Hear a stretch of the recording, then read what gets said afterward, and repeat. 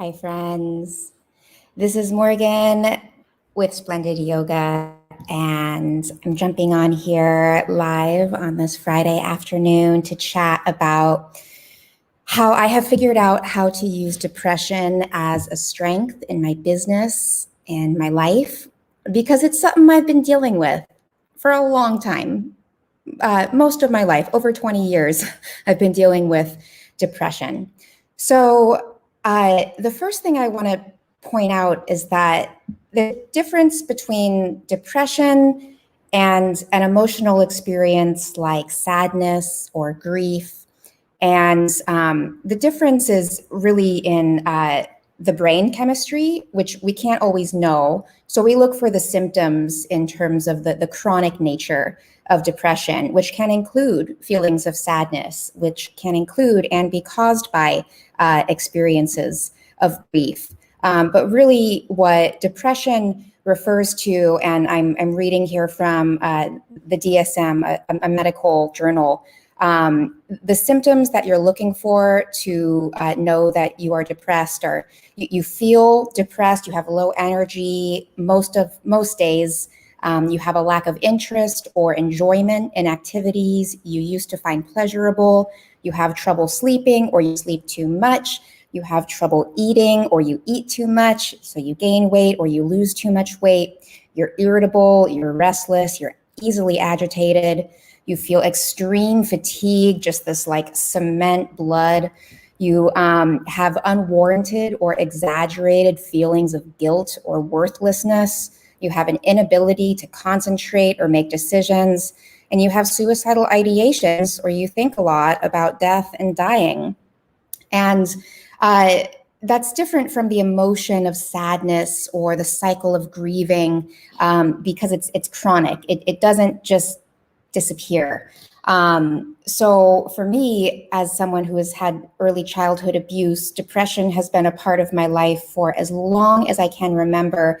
And it was caused by the trauma, the PTSD that I experienced as an early child. And that was reinforced through various traumas that I experienced throughout my life that I have written about extensively in other mediums. If you're curious about that, you can leave a comment. I'll link you to those.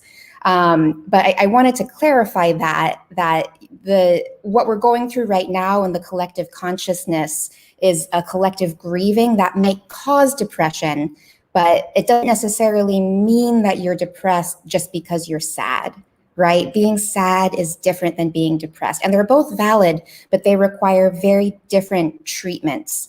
And so depression, from a medical perspective, from a Western medical perspective, you're going to treat with some sort of antidepressant, something that's going to help your brain figure out that it actually likes to seek pleasure, and it's going to help it seek pleasure, right? Because that's what depression is the brain's lack of ability to seek pleasure.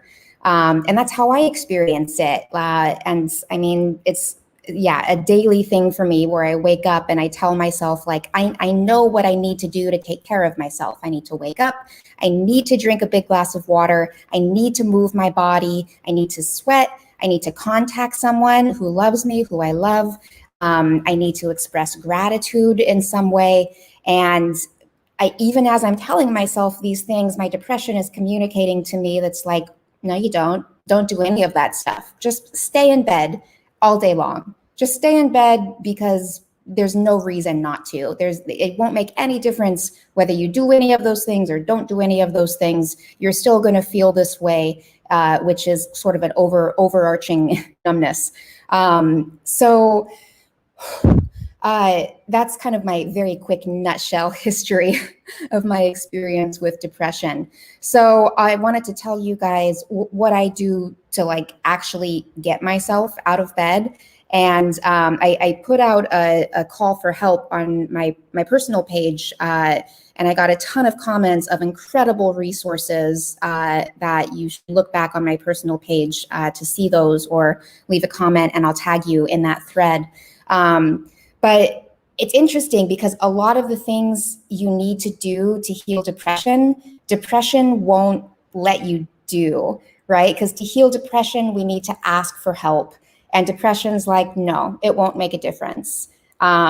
So that's where like you have to have this relationship to yourself that exists beyond your body, because depression only exists in the body.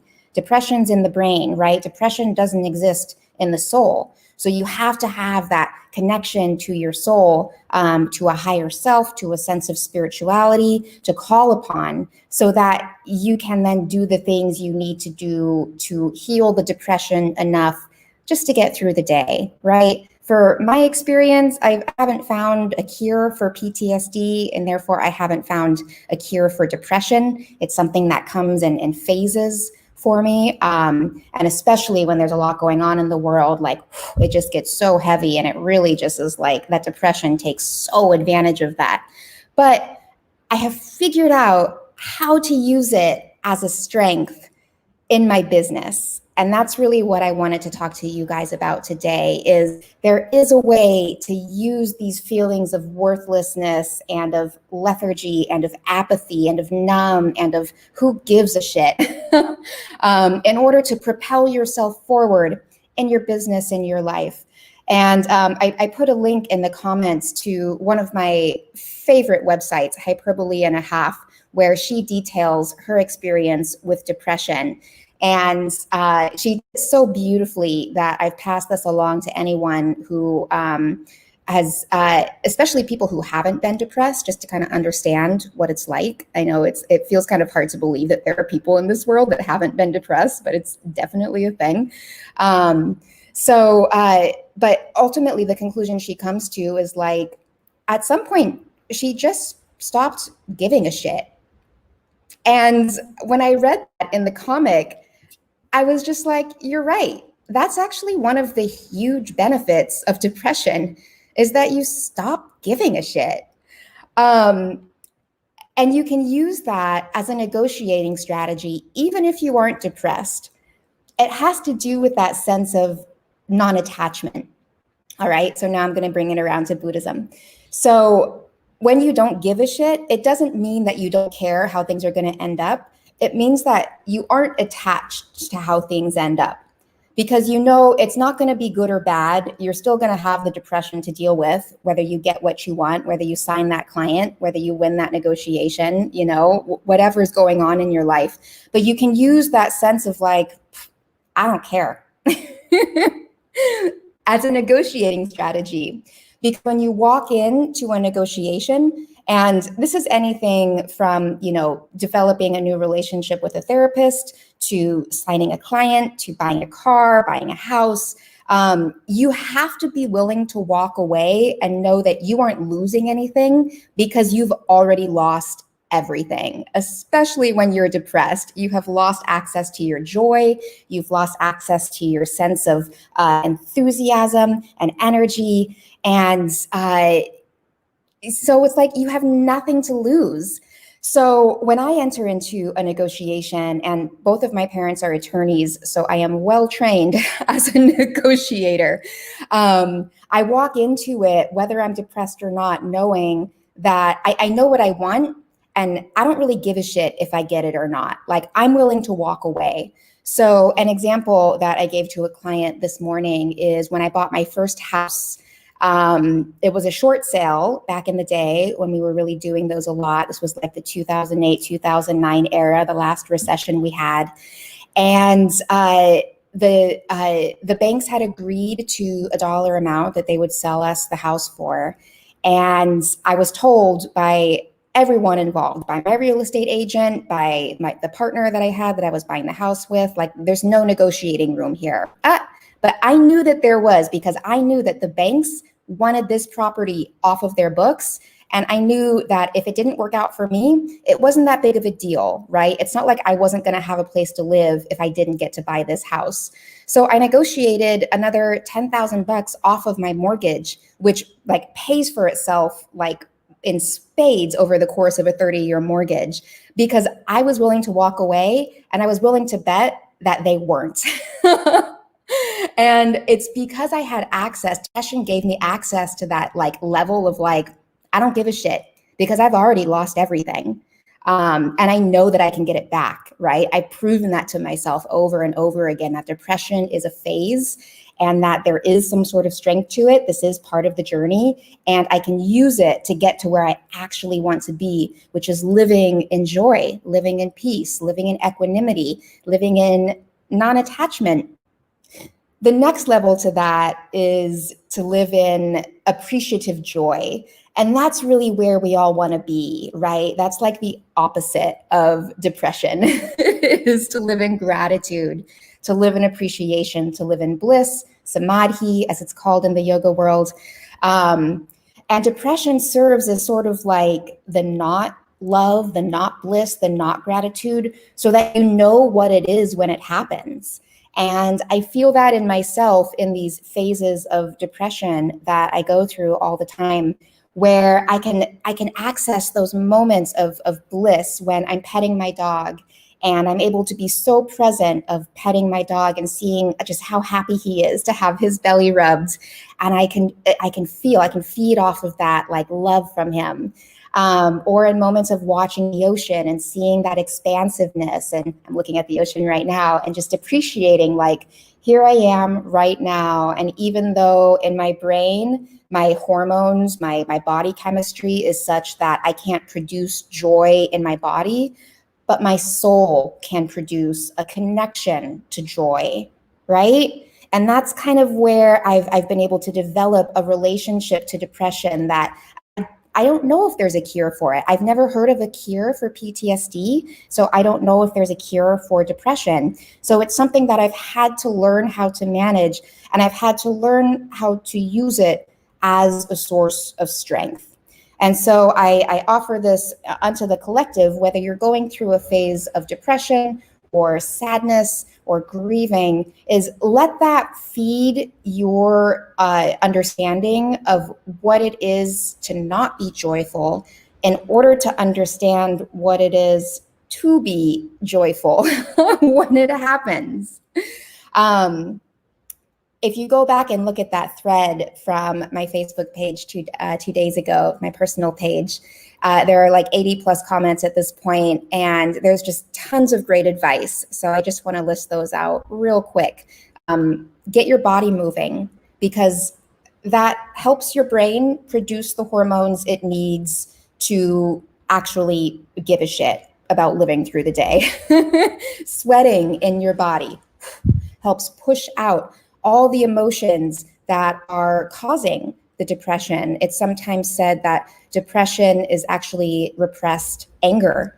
And that really resonates with me. I am a very angry person. If you can, I know my social media personality may not allow you to see that, but I want to emphasize that I have a lot of anger in my body, and I've had to learn how to channel it into productivity so that it doesn't become depression. But I'm still processing all the anger that I've had prior that has caused this chronic depression I've been dealing with for 2 decades. So sweating really helps from that. Avoiding alcohol, marijuana, cocaine, anything that affects your brain chemistry, that lets it feel okay for what it is right now, is going to feed depression. So avoiding that stuff, and bringing in, like, you can't just say like no to it, right? You have to say yes to something else. So bringing in really healing things, like there's a Chinese herb blend that I use specifically for when I have panic attacks that cause depression. And that's what's caused this latest battle with depression. Is I had a huge panic attack last week because my dog, so like a month ago, my dog was attacked. Last week, the same dog tried to attack my dog again. And then as I was walking away from that, I saw this tarantula, which I'm severely arachnophobic. So it just I was just screaming before I even knew why I was screaming. And I got home and I just cried for literally 12 hours straight. And that emotion overload caused this emotional depression that I have been working to pull myself out of over the last several days. And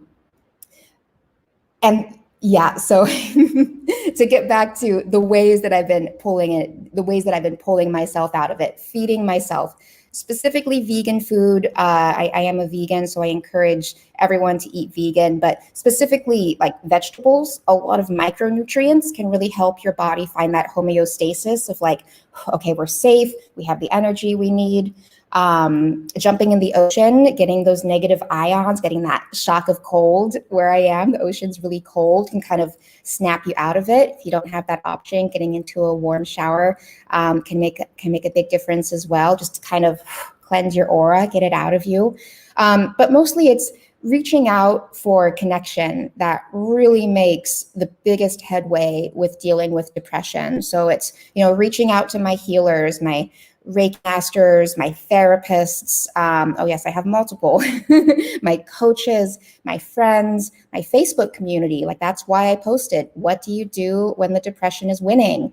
And I had so many people reach out to me in the comments, in DMs, in texts, just to say like, I'm here for you. What do you need?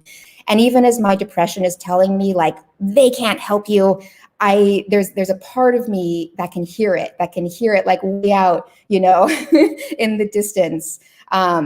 Oh, thank you for this comment. This doesn't allow me to see who's commenting, but yeah, I'm happy to have this discussion. I think it's important, especially right now, because a lot of us are going through it. It's a hard fucking time. Oh my God, what a hard time. Even if you don't skew towards depression like someone like me does, even if you don't have the trauma in your life that has led you to lean into depression as opposed to leaning into joy and to energy.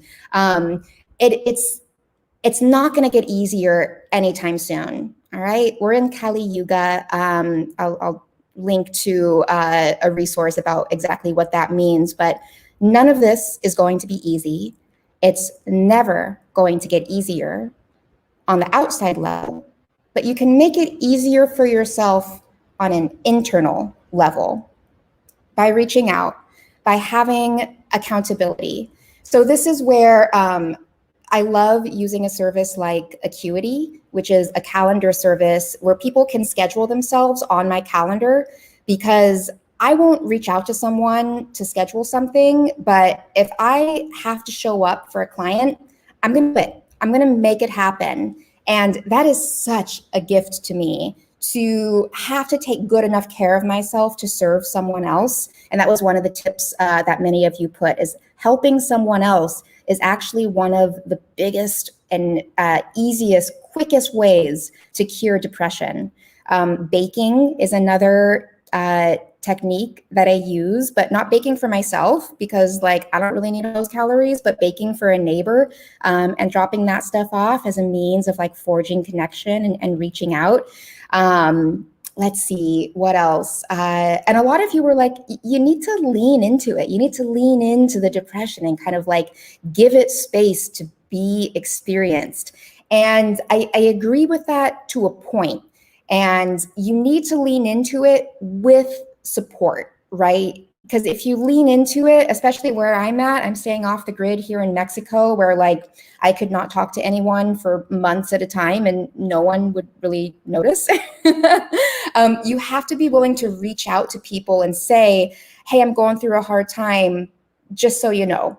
And so that they'll check in with you, right? So even if you're like still in it, just to have those little messages of like, hey, I'm thinking about you. Hey, how are you?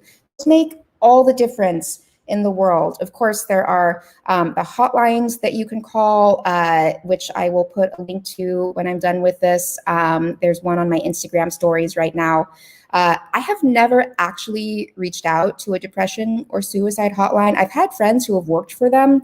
It's never been something that I have felt would help me. And I'm curious if any of you have, to know how it's helped you. For me, the depression has always been like, no, that's not going to help. And so I find something else to do. Getting out in nature makes a huge difference, especially getting around trees and doing, there's a specific Taoist tree meditation that I do, where I look for the oldest tree around me that I can walk to And I ask it permission, of course, always ask permission, even when you're asking your friends for help. Explain, hey, I'm feeling depressed and I need some help. Are you available? And instead of, just forcing it upon them, it's important to ask permission. You ask the trees permission as well. Tree, I'm gonna come be with you. Will you share energy with me? And then you sit with the tree. And the trees are the deepest meditators here on earth. And so, they got some time on their hands and they're very curious about human emotions. They love to share those emotions, just to feel something, just to feel what it is to be human. They love taking that away. They put it into their roots. They produce beautiful fruit and flowers from it. So giving your depression, your grief, your sadness to nature is such a powerful way to make your depression a source of empowerment rather than something that's just destroying you. But it comes back around to like, is depression going to let you do that? Is the depression going to let you reach out to someone? Is the depression going to let you get out of bed?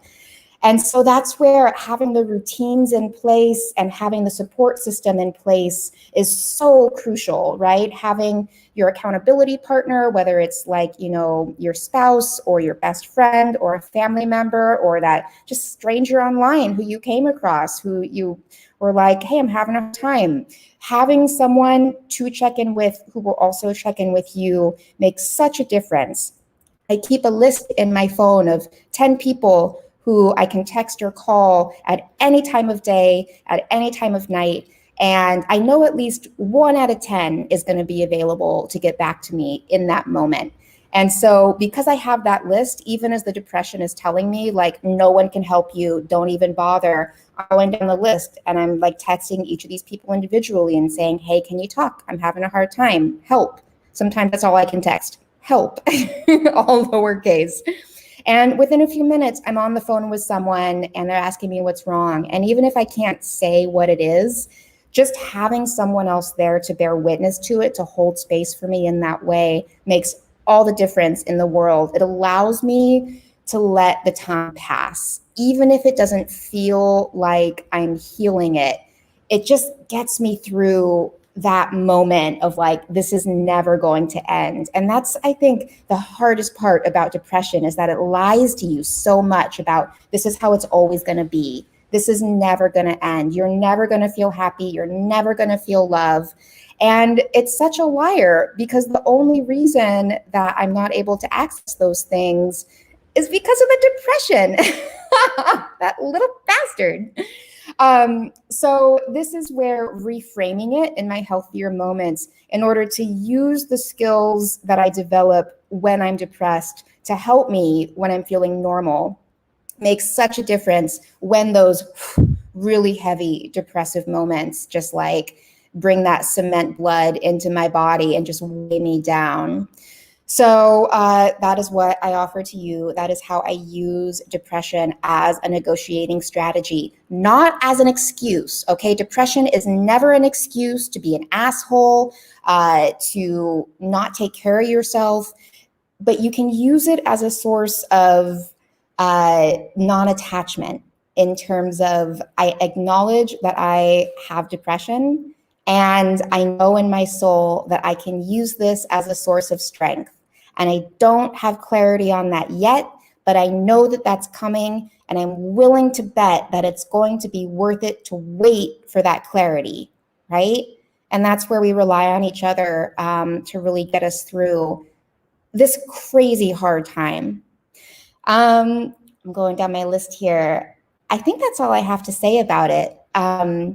So if there's anything that you take from this, please know that if you are experiencing a phase of depression, if it's been going on for your entire life, if it feels like it's been going on for your entire life, even if it's just been a few months or a few years, please know that you can use it as a source of empowerment by giving yourself the tools and the rituals to ascend it, to observe it, rather than digging into it. The last thing I'm going to leave you with is a trick I learned from, I think this is the best book I've read this year, and I haven't even finished it yet, but The Untethered Soul by Michael A. Singer. What an incredible book.